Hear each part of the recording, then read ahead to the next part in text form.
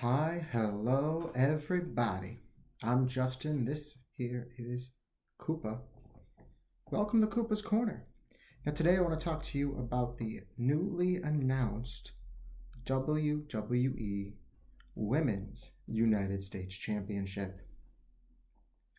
What a crazy thing to announce. I mean, it's awesome, right? It's not crazy in a bad way, but there's never been a mid card title for the women's division before. Possibly, though unconfirmed, we'll get a follow up with a women's intercontinental championship, possibly as early as this week's Raw. Who knows? Then again, we might not get anything. They might want to see how this goes first and, see what happens from there. Now, they just announced the existence of the title. They haven't announced anything about how it's going to be determined for the first champion. I'm guessing some kind of a tournament that culminates at Survivor Series. Kind of makes the most sense, right? And I just wanted to go over, all of the women on SmackDown, kind of talk about them, and you know, we'll talk about who we think should be the first champion for the Women's United States Championship. And you can see I've got four categories here. I think likely and good, likely but not so good, not so likely but would be very good, and neither likely nor good. So let's start. I'm using the official WWE, their app to filter out to SmackDown specifically. So these are the women that are listed as SmackDown specifically. There is one I'm going to throw at the end that I'm pretty sure is SmackDown, but she wasn't listed. So I don't know. We'll just throw her at the end and talk about it a little bit. But we're going to start with BFAB. BFAB. Neither likely nor good. She would not be a good first champion. She is very irrelevant. And she is very irrelevant in a bad way. She's not even wrestling. I'm sure she's capable of doing something, right? But she has been essentially a valet for the entirety of her career. Maybe she did more in NXT. I don't know. I'm not an NXT guy, but she doesn't wrestle, and she just kind of comes out with the Street Profits right now, and that's that. So I don't think she'd be a good champion. We need to see more from her first, more in-ring competition from her first. So yeah, BFAB, neither likely nor good. Next up, we're going to talk about Bayley, everyone's favorite hugger, the role model. Bayley is somebody who I think could be a likely champion, likely first champion, right? She brings name power, she brings recognition. She's one of the four horsewomen. She brings, some meaning to that. But I do not think she would be a very good first United States champion. And that's mainly because she just won the world title. Like, they just took the title off of her. She's competing at that top level. She is one of the four horsewomen. So she is somebody who regularly, sort of main events this division. And I personally feel like this title should be about giving opportunity to those who don't really get it. And Bayley gets opportunity. So while it may be tempting to go with somebody to bring some name power, into this, I do not think that is a good choice. Let's talk about Bianca Belair. Bianca Belair, I don't think is likely, and I don't think would be a good choice for your first ever Women's United States Champion. She's in the middle of a storyline, right? She's involved with Jade Cargill. She's involved in the women's tag division. And she's got enough going on, and she's going to continue to do tag stuff until her and Jade turn on each other and have their big blow-off match, probably, hopefully, at WrestleMania. So if she wins the United States Championship down the road, that could be a good thing, and that could be a likely thing. But as for the first ever United States Championship, I think it's just timing with her. She's involved in stuff, different division. let her do her own thing. And you know what? The same goes for Jade Cargill. We're going to throw Jade Cargill right in here, either neither likely nor good. Just because, again, she's got enough on her plate right now. And that doesn't mean she wouldn't be a good champion down the road. I just think right now, let her focus on this through WrestleMania. Plain and simple. Right? So from there, let's see. Candice LeRae. Candice LeRae would be, I think, somebody who is not so likely, but would be a pretty good first champion, right? She is kind of what we're talking about. She is somebody who, she's pretty talented. She is. She's pretty talented, and she doesn't really get over, though. That's kind of the thing, and she's never had a really prolonged, consistent storyline, and this is somebody who I think this division should be built for, somebody like Candice LeRae. But I just don't think that she's really around enough, really relevant enough for them to want to go with her for the first ever champion. Oh, I skipped Blair Davenport. Let's talk about Blair Davenport. Blair Davenport also, I think, would be someone who's not so likely, but would be pretty good. I don't know her shtick too much. I didn't watch NXT, not an NXT guy. But I kind of like her. She's got some pretty good vibes, right? And I'm excited to see what she can do. And it's disappointing to see people get called up from NXT to do nothing. Like, why call them up if there's no plan for them? So I think that she's somebody who would be a good first champion. She's somebody who I think would benefit from this division. Adding extra storylines into the division, adding extra spotlight into the division. I think it's meant for women like her who should be and could be doing bigger and better things.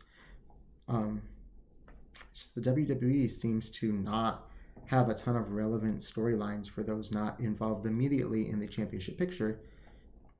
And there are other women who are more over on TV more consistently to get those storylines.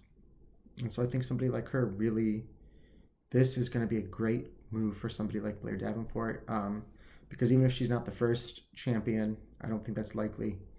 Hopefully this provides opportunity for someone like her to get a storyline and to get on TV a little bit more. Next up, we're going to talk about Chelsea Green.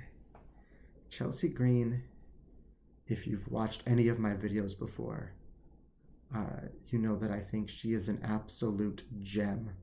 I think that she is going right up to the top here in the both likely and good category. She's somebody who, despite not getting a ton of wins, is on TV pretty consistently.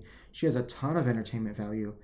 And yeah, I mean, she's not taken quite as seriously as, Nia Jax or Bayley or, Damage Control. But she is somebody who very much is still pretty consistent on TV, and she is an absolute gem. She excels at every opportunity they give her, and this feels like a really good way to reward somebody like Chelsea Green, because she is somebody who could lead a mid-card division, because she is over, she is entertaining, she is somewhat relevant. Like, this would be perfect for somebody like her.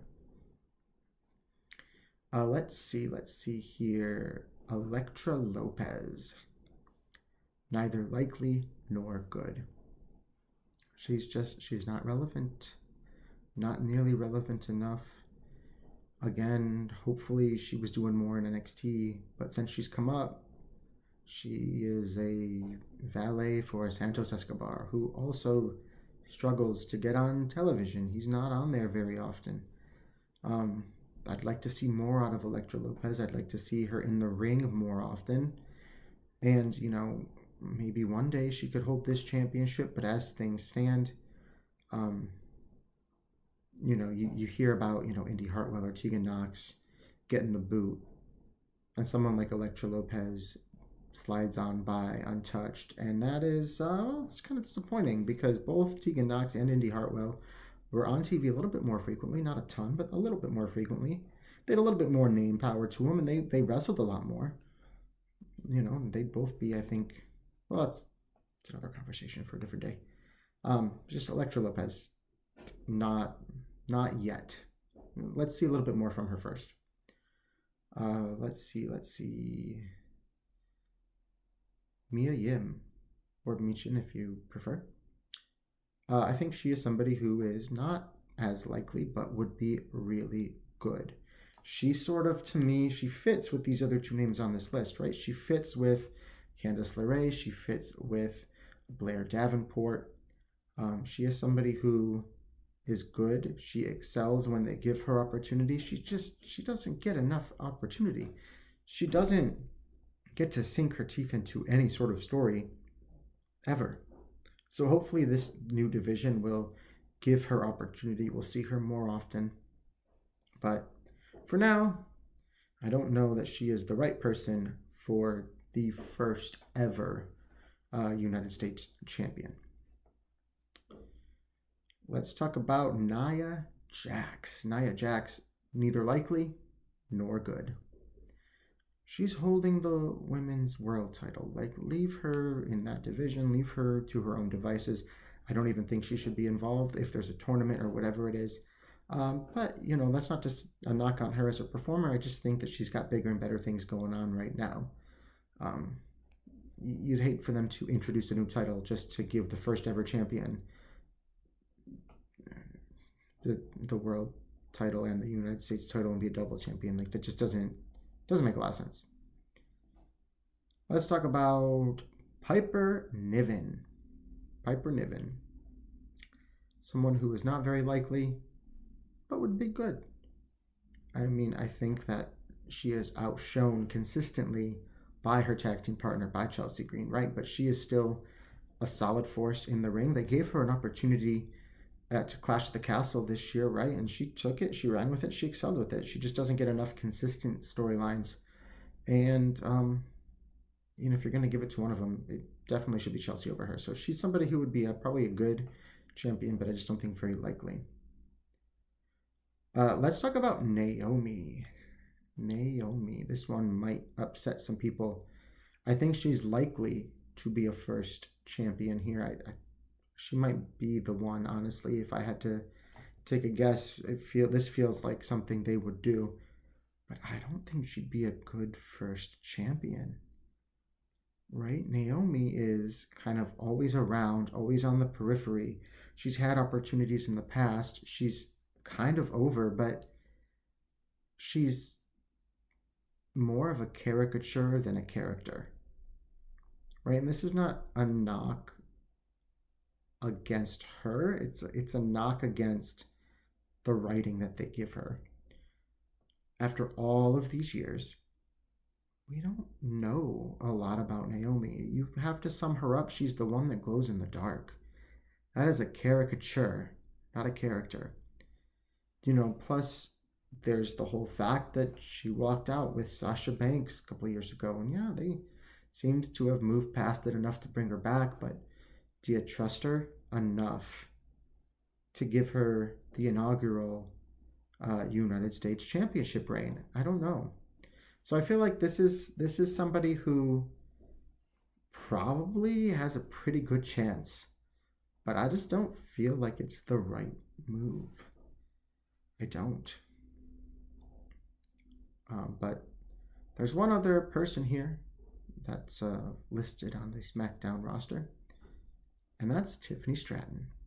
Tiffany Stratton, I think, is someone who's likely to walk away with the championship, and she'd be a really good first champion, and this would be a great way to buy some time.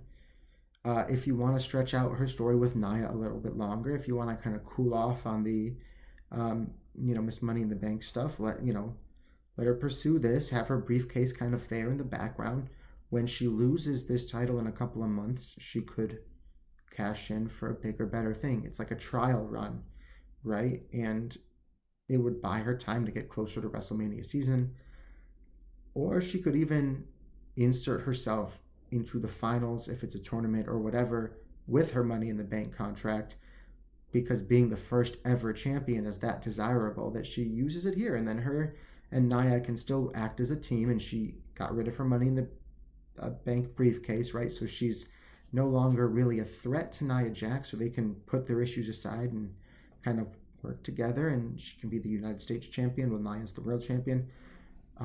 It feels like a great way to show how coveted this title is. It feels like a great way, whether it's with the cash in, without the cash in. I bet Tiffany Stratton would be a great first champion. I think she's likely somebody they consider, right? And then I got one more name, guys, I want to talk about, and this is kind of who I was alluding to in the beginning. Not listed on the SmackDown roster, but I swore was a SmackDown superstar, and that's Charlotte Flair. Charlotte Flair, I think somebody who could potentially be likely to be the first champion, but not necessarily a good first champion, right? First of all, she's likely, if she's medically cleared, right? We don't know how far along she is in her healing journey. But if she's available, she could be a surprise entrant into the tournament, and she could go far. She's got the name power. She's got world title after world title after world title, and it just feels like you'd be rehashing the the main women's world title storylines, because you have somebody who's kind of at the top. I think she should come back. She should challenge Nia, not for the United States Championship. But there's a big question mark there because we don't know. We don't know if she's going to come back. But you can understand the appeal, right? With name power like Charlotte Flair, first ever United States champion. I think that's where the appeal is. Yeah, so that's what I got, guys. That's what I think. I think Chelsea Green, Tiffany Stratton, these are likely people. They're good people. I think a little less likely, but also pretty good. Blair Davenport, Candice LeRae, Mia Yim, to a lesser extent, Piper Niven. These are women who really could benefit from the extra exposure, the extra storylines. I mean, look at the men's United States Championship, right?